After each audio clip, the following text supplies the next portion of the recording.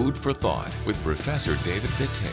A very good morning to you. Thank you so much for tuning in. Welcome to another episode of Food for Thought with Professor Ndete. Now, we kicked off a series last week talking about obsessive compulsive disorder, OCD, as many of us call it. And we only got to talk about what it is and defining, how it is and how it presents itself. We didn't quite finish that conversation, so we want to go back to it and learn more about OCD. Yeah. What causes this? Well, this obsessive compulsive disorder has attracted the attention of scholars for a long time. Okay. Actually, I remember now that you mention it, I remember somebody called Professor Isaac Marks, M-A-K-S, like the book in the Bible.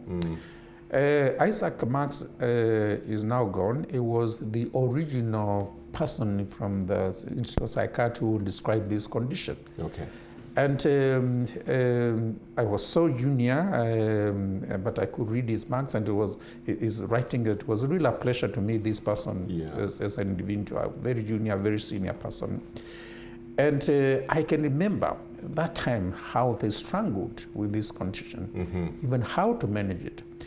And it was because that time we did not have the knowledge that we have today, because we have things called MRIs and magnetic resonance images, and there are different types.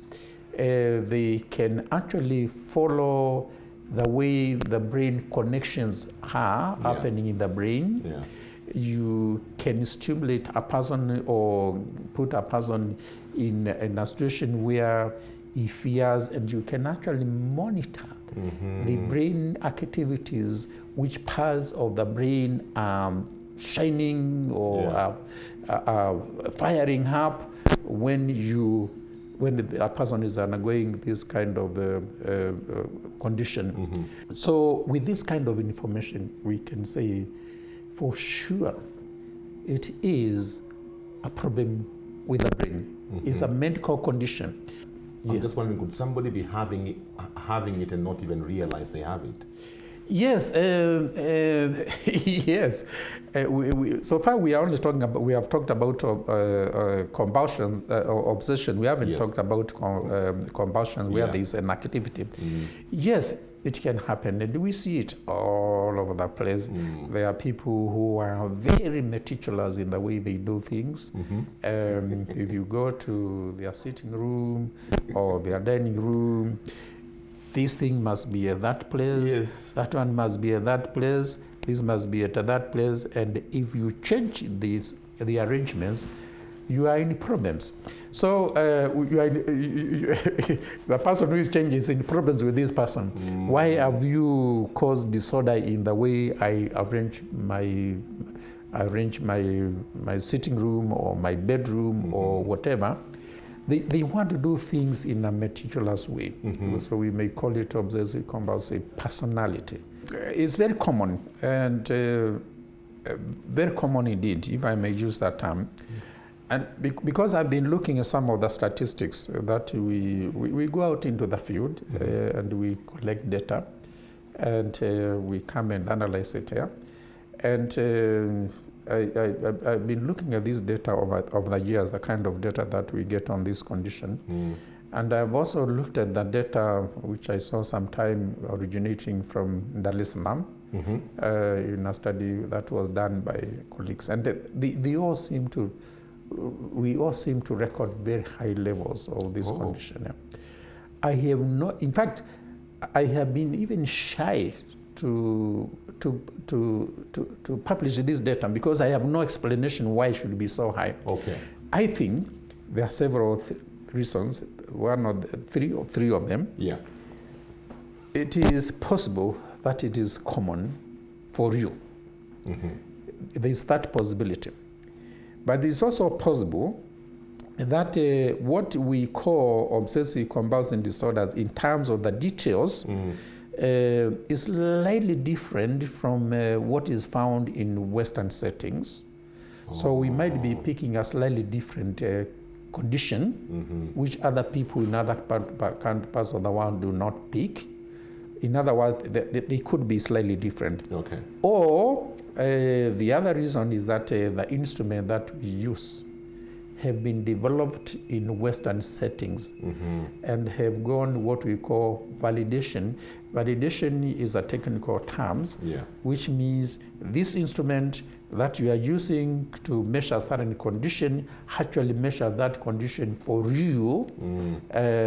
So we are using instruments that have not been validated in this part of the world. In fact, for me, the concern has been so high that I had to get in touch with some people outside my colleagues and told them, listen, gentlemen, my colleagues, I'm seeing this condition, I have no explanation. Yes. So we hope we can all work together and analyze our data to see why this seems to be the case. So the long and short of this is common. We don't know the actual explanations, as I've just explained, but it's a condition that we just have to deal with when we see it. Okay. Yes. I'm just wondering, at what point does a habit or a behavior become compulsive? Because the example of maybe the person who likes their things neat. Yes. You know, at what point do you look at that and say, okay, now this one is compulsive? Because we have people who are generally neat, we have people who are untidy, we have people who are generally like being clean. So where is that line? The line is here. We are dealing with two situations. Yes. Without being very technical, we are dealing with what we call traits, T-R-A-I-T-S, traits. Traits are just the way people do things in a very normal way. It's like they are predisposed to behave in that particular way, and they don't cause a problem to themselves, or they don't cause a problem to other people. Yeah. So since there is no problem either to themselves or to other people, why bother? Why bother? And then it can go on and kind of become a personality problem. That is, this person is always like this. So we wonder, hey, is this man is always, let's say, wanting to arrange things in a particular way. That is okay if it's okay with him, but it seems to be a little bit too much for him or even for us, because it's like he's forcing us to behave the way he behaves. This is what we may be a personality issue. This is the way this person is. We recognize him with that because that's the way we know him. A little bit odd, but no problem. We can cope with it. But the moment it reaches a situation where it is a problem to himself, he knows, I am overdoing this. It's stressing me. That I know it is not normal. I mean, it is within me, it's not from outside. And then people are beginning to complain a little bit too much. In other words, it is beginning to show symptoms. Then we say we are dealing with a condition.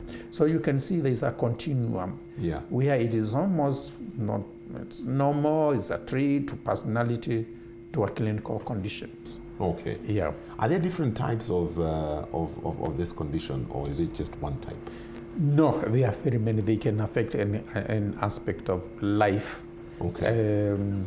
We say if you are thinking about, then we are thinking about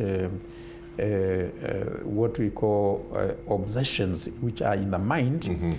They can be on security, cleanliness, perfection. It can be somebody who just sit in his office and decides that I want to multiply in my mind without a calculator. I want to multiply in my mind 900 times 900 times 900 times 900 times 900 times 900, and I want to calculate that in my mind. Yes.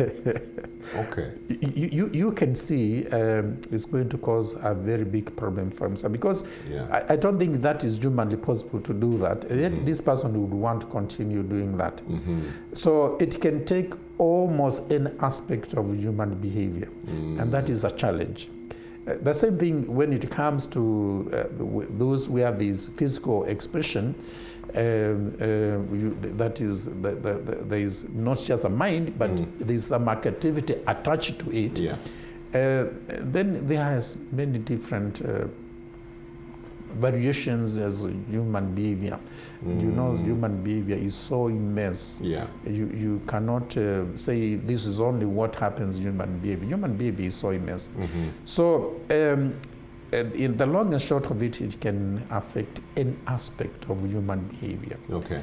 The criteria is, as I said, whether it reaches a stage where it is a problem to that person, or even if it's not a problem to that person, it is a problem for other people. It is affecting the emotional status of that person, or is affecting the relationship with the people that are close to this person. When it reaches that stage, then we have a clinical condition for which there is need for management. Okay. Such a wealth of knowledge, my friend. When we sit down and have these conversations, then we are able to kill the stigma that's associated with mental health issues. Thank you so much for tuning in to Food for Thought with Professor Ndetei. We will pick up this conversation again next week as we continue to talk about OCD. Have yourselves a wonderful day.